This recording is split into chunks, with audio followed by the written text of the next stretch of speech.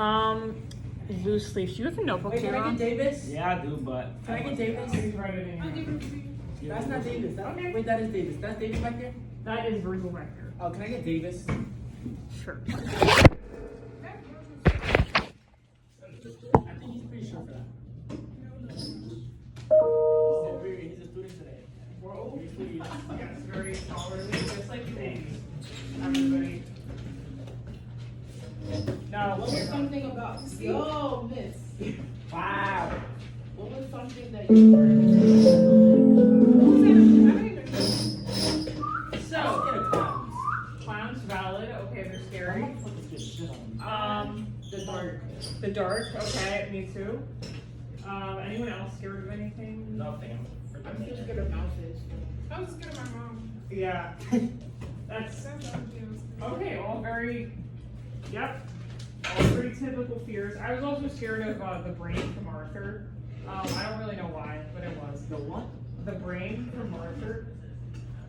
Let me see. He's just like a side character on Arthur that I was terrified of for some reason. Every day. Yeah. Mhm. Street. Yep. I missed that show. Don't know why. It's a great show. Why did they stop doing And I said, hey, Nothing can continue forever. what when the bugs up. Okay, guys. So what we're gonna do is we're gonna focus on standard 11th through 12th grade reading standard 1, it?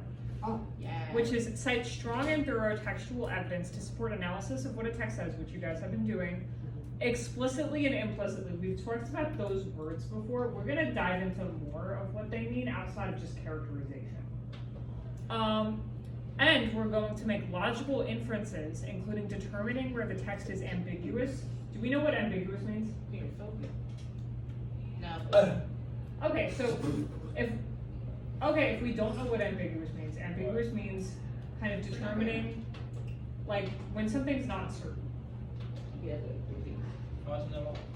Because sometimes things are written with a certain degree of subtlety, right?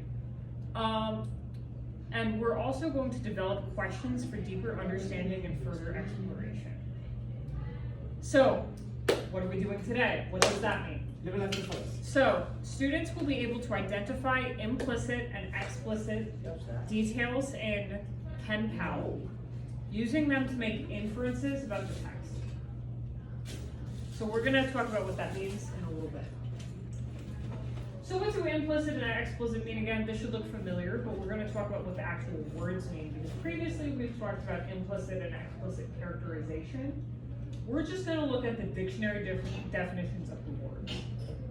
So implicit means implied, although it's not directly stated or said. My sister and I were going shopping a couple weeks ago, and I tried on something, and she thought it was hideous. I know. But she wasn't going to tell me that directly. So instead she said, "Are you sure you want to wear that?" That's very implicit.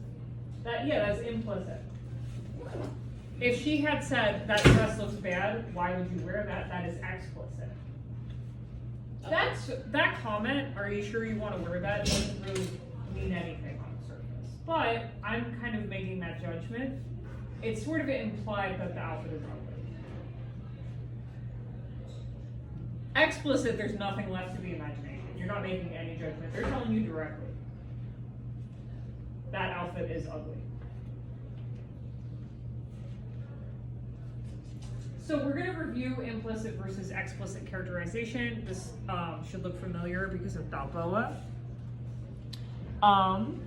So explicit characterization consists of things that are told about the character. For example, we can say that Balboa is arrogant or has a big ego because the author tells us at one point he would like to think of himself as a lion, but he's more of a rat. They don't use the word arrogant, but it's still explicit because the author is telling us directly, hey, he has a really outsized perception of himself that doesn't necessarily gel with reality, or that contradicts reality. He thinks he's like all that, and he's really not. So, that is what the author is telling us directly. We don't have to do any work as a reader to kind of know that about him because the author tells us.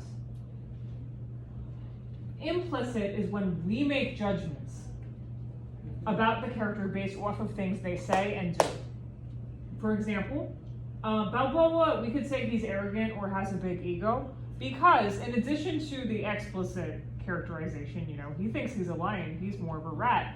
We also see him doing arrogant stuff. For example, he explores the jungle of an unfamiliar continent. He doesn't know what he's doing. He doesn't go with anyone because he doesn't want to share the glory with anyone. And because of that,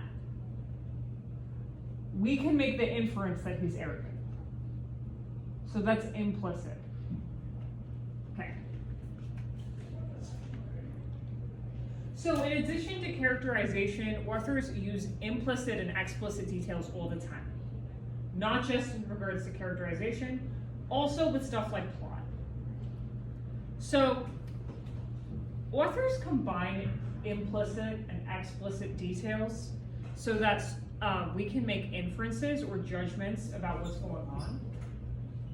And we can make judgments based on a mixture of what we're told directly, what's explicit, and what we kind of have to, judgments we make. Implicit, what is implied. So we're gonna do a case study. This is very common in horror literature too, because horror relies on a fear of the unknown. So a lot of the details aren't exactly gonna be spelled out for us. We kind of have to put two and two together, and there's often going to be a little bit of a mixture. What's that, Michael?